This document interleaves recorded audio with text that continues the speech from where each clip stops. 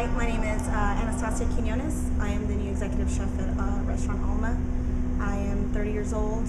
I grew up on Henderson Avenue. Parents live about a block away from Henderson. I went to James B. Bonham Elementary School that's also located on Henderson, so it's really fun to pass by and see some of the teachers and students and know that I was once there. I left Dallas when I was 22 to attend the Culinary Institute of America. And after graduating, I started working in San Francisco for a couple of different places and then landed a great position at a Jardinier restaurant under Tracy Desjardins. I owe a lot of my technique and my palate to her, being a woman in the field, and she showed me strength and how to overcome adversities in a male-dominated field. So I owe a lot of respect to her for my knowledge. I also owe a lot of that to my mother, who came here at a very young age looking for work and decided to go to one of the richest neighborhoods in Dallas, and that's Highland Park, knocking on doors, looking for jobs. Going to Highland Park and trying to find a job, and finally found a job as kind of a maid. The woman wanted her to start cooking for her, and my mom didn't unfortunately know how to cook or speak English. She learned how to do both by watching Julia Childs in Sesame Street. We still joke around till this day about the Sesame Street grocery list, which is, I think it's a carton of eggs, a gallon of milk, and a loaf of bread, and a stick of butter. Those are some of the first few words that she learned. Also, she learned how to say "I'm sorry" after cooking a horrendous meal for one of the honorary Southern ladies that she worked for. My mom catered and for various families, and she really enjoyed what she did. But growing up, I just didn't understand what the whole catering business was about. I didn't understand why she took so much pleasure out of cooking for people. For me, it was just something that she had to do because she was away from me. Once I grew up and I realized that I didn't want to be in mortgage, I didn't want to be in business, I didn't want to be in insurance, I realized that happiness that came from catering, that caused my mom to be so happy, it kind of grew onto me. And I realized if I was going to be the best, I had to learn from the best. And she agreed, and I went to CIA. Once I was in San Francisco, I had some family issues, and my mom's illness caused me to come back to Dallas, and now I'm back in Dallas. Once I arrived, wanted to help a friend out kind of at Victor Tango's. I knew they were opening and I needed a job, so I wanted to fill in a little bit. It ended up turning into a 2.5-year stint where I was later the sous chef there. Victor Tango's really helped me find myself as a cook. Chef Bussy really allowed me to express my creativity on the menu, and I just learned a lot from it. Him and I both kind of came from that California cuisine, and we learned a lot from each other, and I'm grateful for him to allowing me to put my footprint on that menu. Once I knew that Alma was going to be opening up, Tristan presented me with the offer, and I came here, and I was very fortunate to be able to work with Michael Brown and the staff here at Alma. We've learned so much from each other in our backgrounds and our cuisines, and we've kind of just played with the idea that everyone here has a voice on the menu, and that's kind of what I'm trying to do now with introducing some of my ideas on this new menu. My staff, I say every day, I could never do what I do without them, because they are the backbone of this restaurant and the alma of this restaurant.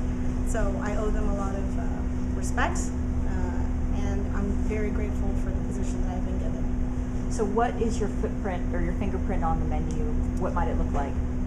I think some of the things that my mother taught me growing up, some of the sauces that my mother made, and the time and the care and the effort that she took in making those sauces, and took in making the dishes.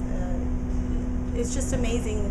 We could stand next to each other and make the exact same thing, but the love that she has behind the food, they could come out completely different. And so that's kind of what I want to introduce in my new dishes, and just show the love and the care and the soul that we put into the food here. If you were going to make the perfect meal, let's say someone's coming to town and you had one opportunity to make them the perfect Alma meal, what would it be?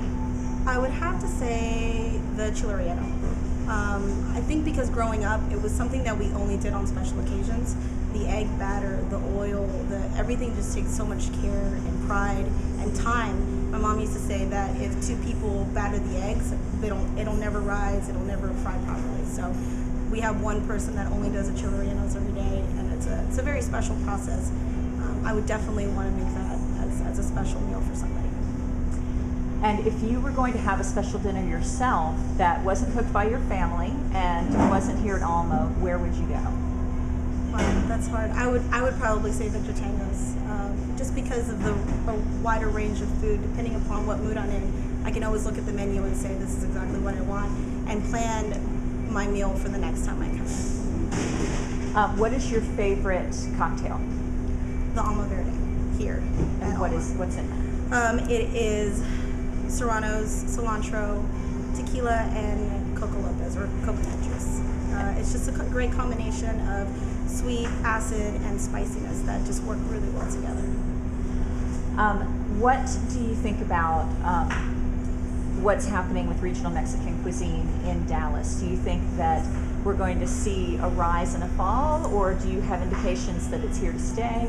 Well, I'm hoping that people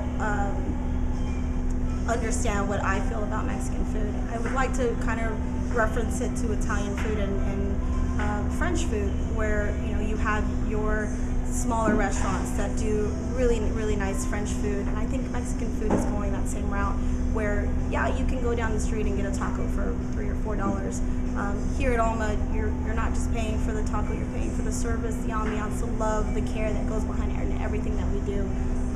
And I'm grateful to be in a group of other restaurants in Dallas that are trying to do the exact same thing with regional Mexican cuisine. Which dish is the most fun for you to cook? I would say the ceviches. I think the ceviches, because it's always a challenge to chase the consistency of it. When you get a piece of fish and lime juice, you never know what the reaction is going to be, depending upon how fresh the lime is, or how fresh the fish is, or the temperature of the day. It just really depends. It's a constant chase for consistency. I love playing with the flavors of acid and sweetness and textures, and those are definitely the most fun for me. And what do you think there's any up and coming seasoning or spice or I want to say accessory, but that's the wrong word, that's going to start showing up in? I think we've kind of capitalized on a couple of those things, and that's definitely hoja santa. It just comes, it's almost like a root beer flavor. We use it on our cheesecake, and it's amazing. We are starting to incorporate some kind of things with liquors in hoja santa. Guajillo, I recently read, that was huge, but we use it on almost everything here. It's one of my favorite chilies because it's so versatile. You can use it in a powder, use it in a puree, use it whole. Epazote is also really, really great spice. We use it in our black beans, and it gives it a really, really nice earthy flavor.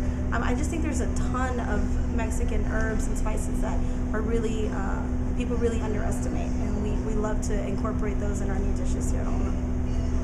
So, last couple questions. Where do you see yourself in 5 years? Do you think you'll still be cooking in Dallas, or do you have aspirations of your own restaurant? I've been asked that before, but I really just enjoy cooking. Tristan Simon said to me when this happened, he said, you were born to be an executive chef, and I looked at him and I said, I was born to be a cook, and that's what I do. I think about opening my own restaurant sometimes, but I just think about how much work is involved and how sometimes chefs they get taken away from the thing that they truly love to do, and that's cooking. And that's something that I'm not ready to give up yet. That's something I really enjoy doing every day, and I'm not ready to give that up. Yeah. So in your off hours, do you hang out with other chefs? No. In my off hours, I'm here or I'm with my family. What do you like to do for fun? I don't really have a lot of time. I DVR. I have a very close relationship with my DVR, so I do that a lot. I love to walk my dogs and just relax at home. What's your favorite swear word? Oh, it's in Spanish. I don't. It's not really a swear word, but it's just kind of an emphasis to everything that you say, and that's way. So it's a good one. And if you could do anything else in the world, skills be damned, what would it be? I would say be a mom. because I would like to give the opportunity to my children and my